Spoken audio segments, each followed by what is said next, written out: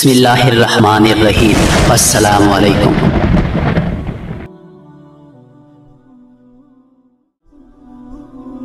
एक बादशाह ने अपनी रियाया पर बहुत जुल्म सितम करके बहुत सारा खजाना जमा किया हुआ था और शहर से बाहर जंगल बियाबा में एक खुफिया गार में छुपा दिया था। उस खजाने की दो चाबियां थी, एक बादशाह के पास और दूसरी उसके वजीर के पास। इन दोनों के अलावा किसी को भी इस खुफिया खजाने का पता नहीं था। एक दिन सुबह को बादशाह अकेला सैर को निकला और अपने खजाने को देखने के लिए दरवाजा खोलकर उसमें दाखिल हो गया। खजाने के कमरों में सोने चांदी के ढेर लगे हुए थे, हीरे जवाहरात अलमारियों में सजे हुए थे, दुनिया के नवादरात कोने कोने में बिखरे हुए थे। बादशाह इनको देखकर बहुत खुश हुआ। उसी दौरान वजीर का उस इलाके से गुजर हुआ। उसने खजाने का दरवाजा खुला हुआ देखा तो हैरान रह गया। उसे ख्याल हुआ कि कल रात जब वो खजाना देखने आया था, शायद उस वक्त वो दरवाजा बंद करना भूल गया था। उसने जल्दी से दरवाजा बंद करके बाहर से ताला लगा दिया।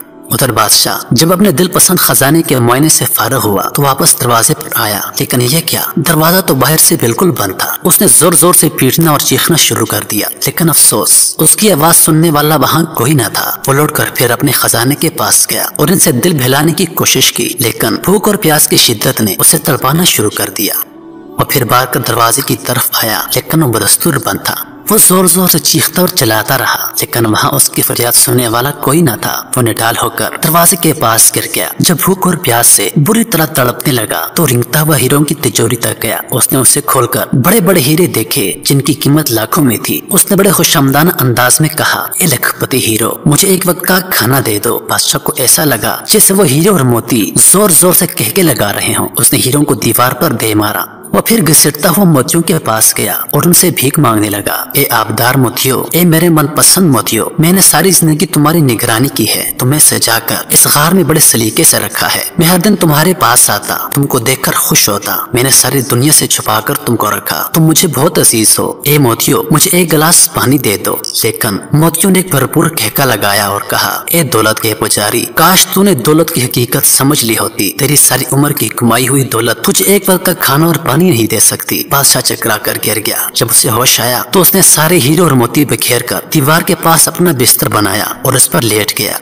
वो दुनिया को एक पैगाम देना चाहता था, लेकिन उसके पास कागज और कलम नहीं था। उसने पत्थर से अपनी उंगली कुचली और बहते हुए खून से दीवार पर कुछ लिख दिया। उधर मुल्क में सिपाही बादशाह को ढूंढ रहे थे, जगह जगह चप्पे चप्पे छान मारे, लेकिन बादशाह कहीं नहीं मिला।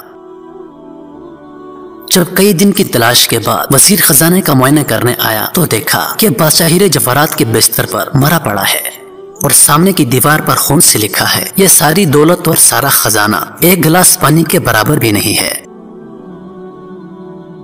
आज लोग दुनिया में नाजायज तरीकों से दौलत जमा करके उस पर गुरूर तकब्बर करते हैं। गरीबों, मस्कीनों और यतीमों का माल छीन कर उस पर ऐश की जिंदगी गुजारते हैं, लेकिन उनको मालूम नहीं कि दुनिया की बनाई हुई दौलत की हैसियत कुछ भी नहीं है। इस सब ने इसी दुनिया में रह जाना है। अगर हमने नाजायज तरीके से दुनिया में दौलत कमाई तो यकीन कीजिए कि यही दौलत कल रोज़े क़यामत हमें जहन्नम तक घसीट कर ले जाएगी। दुनिया की दौलत पर गुरूर कर देना छोड़ दीजिए, क्योंकि इसकी हैसियत कुछ भी नहीं है। दौलत वही अच्छी है जो किसी के काम आ जाए, जिससे किसी का भला हो। आज हम अपनी आखिरत को बर्बाद करके दुनिया में बेशुमार दौलत और पैसे जमा कर रहे हैं, जायज और नाजायज दोनों तरीकों से। मेरे दोस्तों, इस दुनिया की दौलत से हम इस दुनिया में कुछ दिन का आराम और सुकून तो हासिल कर लेंगे, लेकिन जब मरने के बाद इसके बारे में सवाल किया जाएगा तो हम अल्लाह ताला को क्या जवाब देंगे।